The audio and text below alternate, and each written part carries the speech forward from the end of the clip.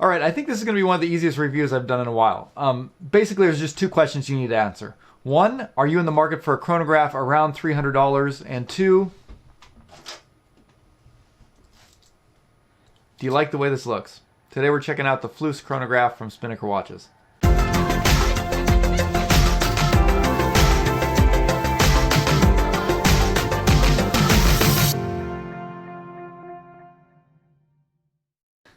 Hey guys, this is Dave. Welcome back to Just the Watch, and today we're going to be taking a look at a watch from Spinnaker, and it's actually been a long time since I've had a Spinnaker on the channel. I think it's been about 6 months. Today we're looking at a variation of one of my favorite watches from Spinnaker, the Fleuss. This time they've done a chronograph version, and they've put some pretty significant upgrades on this one over the original Fleuss. They've added a really nice high-quality stainless steel bracelet on this particular one.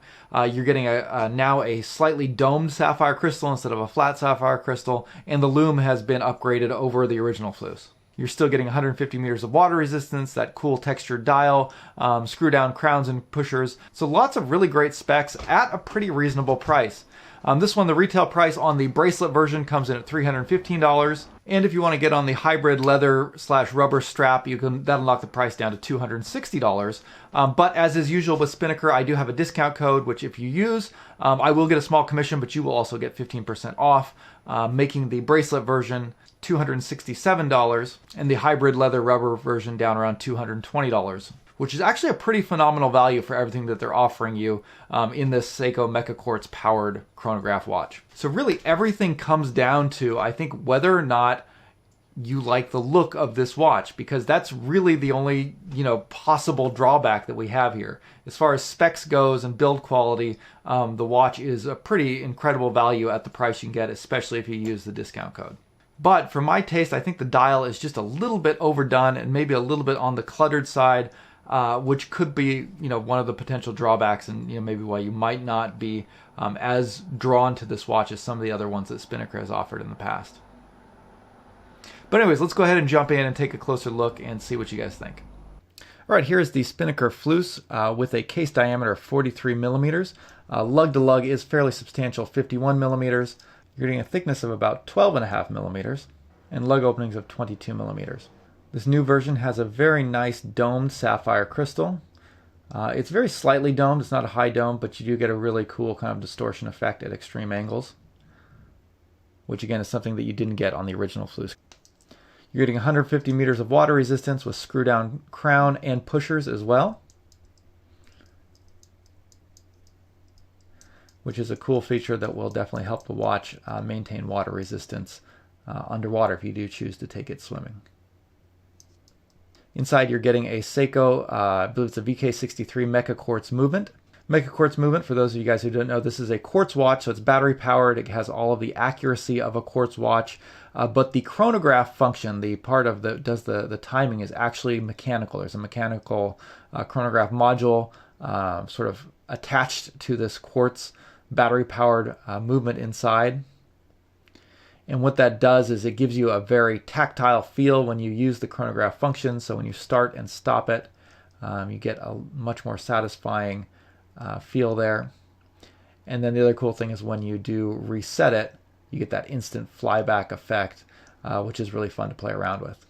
So it does give you a little bit of the feel of a mechanical watch without the added cost. Is one of the biggest things. It's less expensive to do this one, but also you don't have to worry about winding it and resetting the time. It's going to be much more accurate.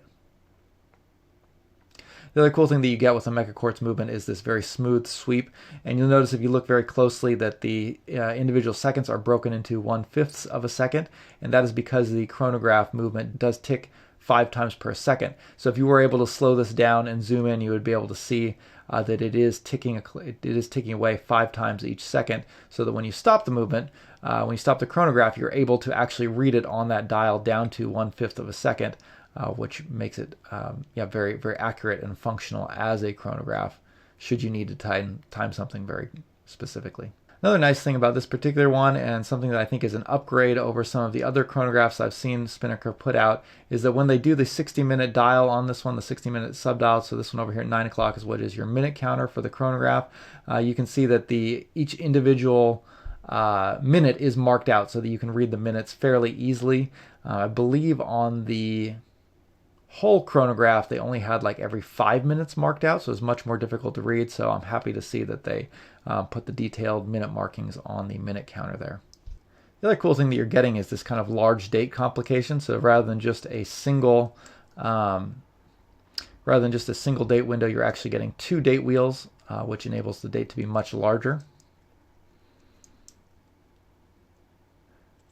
thus making it much easier to read as it switches through the different dates.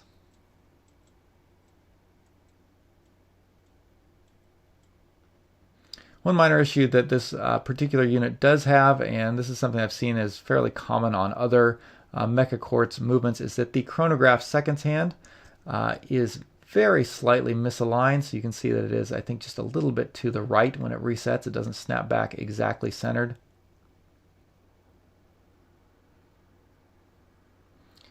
Which is kind of unfortunate, but it's not the end of the world. But if that's the kind of thing that really bothers you, this is just something to kind of really watch out for when you are looking at mecha-quartz movement watches.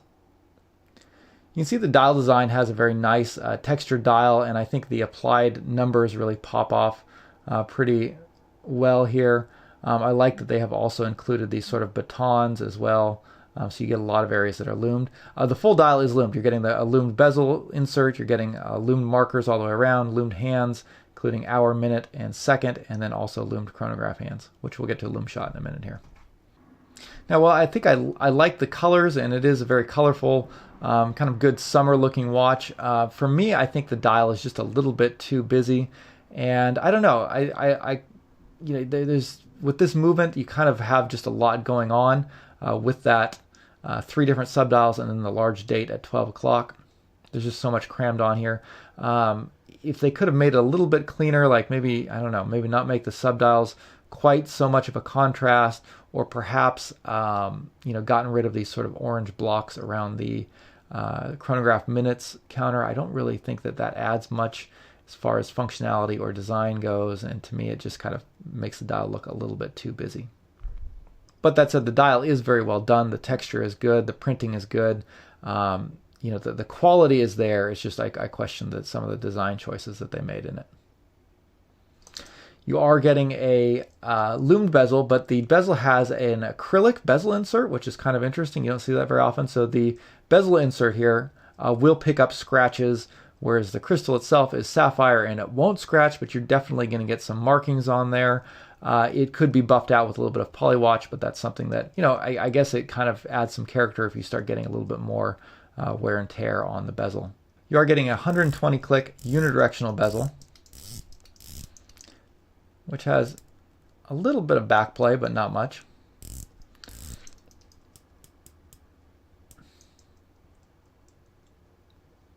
And it is lined up pretty nicely with the 12 o'clock. Taking a look at the bracelet here, you're getting a very solid bracelet. It's actually, I think, a really well done bracelet, solid end links, and you'll notice that the center portions are raised. The center portions are a little bit rough. I think it would have been cooler if they could have added a little bit of beveling on the sides there. As it is, they kind of just look like kind of little chunks of metal there where the sides are not really finished that much. But you know, at this price range, I wouldn't expect too much more, and the raised center links, polished center links like that, they do add a lot of character to the bracelet. And it's a very well-made bracelet. The clasp is also very solid. You're getting a nice, solid milled clasp. Pretty satisfying to use clasp there. Double security, functions very well, easy to use. Locks in place. You are also getting a dive extension, which is not milled, so it's just kind of a pressed metal dive extension, which, you know, I would never really use, so it's kind of cool that they include it, but it's the kind of thing that to me is not really useful. And the problem with this dive extension is you'll see that there are 3 micro adjusts here, but the third one, the narrowest one, is unusable. You can't get that because, as you can see, with it in the middle one there, the dive extension is already pressing up against the back part of the clasp. You can't move it in any further. So you really only have 2 usable micro extensions. I would really have preferred to not have the dive extension and to be able to use all 3 micro adjustment slots. Now, one challenge I did have with the bracelet is that the end links are very tightly fit in there, which normally is a good thing, but in this case they were so tight that I was not actually able to get that spring bar out. I wanted to try this on some other straps, but they were just in there so tight I couldn't quite undo it. So I was actually not able. This is the first bracelet I've had where I couldn't figure out how to actually remove it from the watch in order to try on different straps. So if you do like to change straps, that might be a concern. It is possible to do it. I just had a really hard time with it, and maybe if I had a little bit more patience in working with it, I could get it off. But that is also something to keep in mind if you are really looking to be changing out different straps on this watch. Dimensions being what they are, the watch is on the large side. I have a 7.5-inch wrist, and for me, I think this wears really well. This is like a really good size for a diver, but it is a large diver, and if you have smaller wrists, particularly with that 51mm lug-to-lug, might be a little bit more than you would prefer. It does have a good curvature and is fairly comfortable on the wrist. So like, the original Fleuss, it's a really good everyday watch. And with the addition of a chronograph function, you're getting even more good features that I think really contribute to making this a really good daily watch.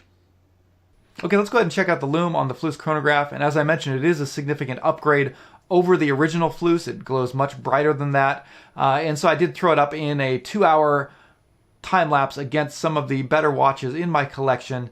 In this time lapse, it didn't fare particularly well. And in the end, it came in dead last when it came to hand brightness and second to last when it came to marker brightness. Now, this doesn't mean that the Lume is bad because, again, this is all going up against the competition, and the competition was pretty stiff in this rundown.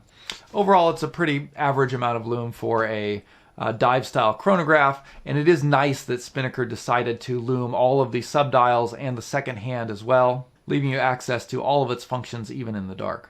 Okay, let's run through the pros and cons of the Spinnaker Fleuss chronograph. The main pros, I think, are the value that this watch offers. Particularly getting it with the stainless steel bracelet version. It is a very nice stainless steel bracelet, and you're getting a lot of great specs. You're getting a sapphire crystal, 150 meters of water resistance, pretty good Lume, very legible, very useful chronograph layout throughout everything, so well laid out in that sense. And you're getting screw-down crowns and pushers as well. So I'm not aware of anything else in this price range that really, I think, competes with it. I think it's one of the best values you can get if you're interested in kind of a dive-style chronograph watch. The biggest negative for me on this watch was the dial design.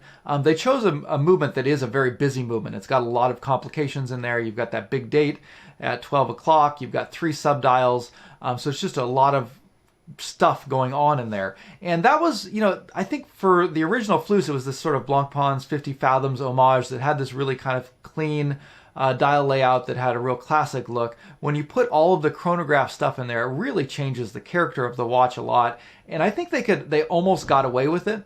I think for me, like, even if they could have just left those little orange blocks off of the minute counter on the subdial, I think that would have gone a long way towards cleaning up the dial, but that's going to be a lot of personal preference. So again, that's why I showed it to you at the beginning. If it's, if you're drawn to the design, if that appeals to you, if you like the way this looks, then there's not really much reason not to go for this one. The one other negative that I did have to this watch is one that I've seen on other Spinnakers that come on the bracelet. They include a dive extension, which is kind of cool, but the dive extension isn't particularly high quality. It's just a pressed metal extension, while the main clasp is a nice milled metal. But the bigger issue is that because the dive extension is there, you can only use 2 of the micro adjusts on the bracelet, and to me that's a pretty big drawback. I would rather have access to, for kind of a dive style chronograph with only 150 meters of water resistance, I would much rather have access to all 3 micro adjusts, whereas having a more comfortable fit for me is a much better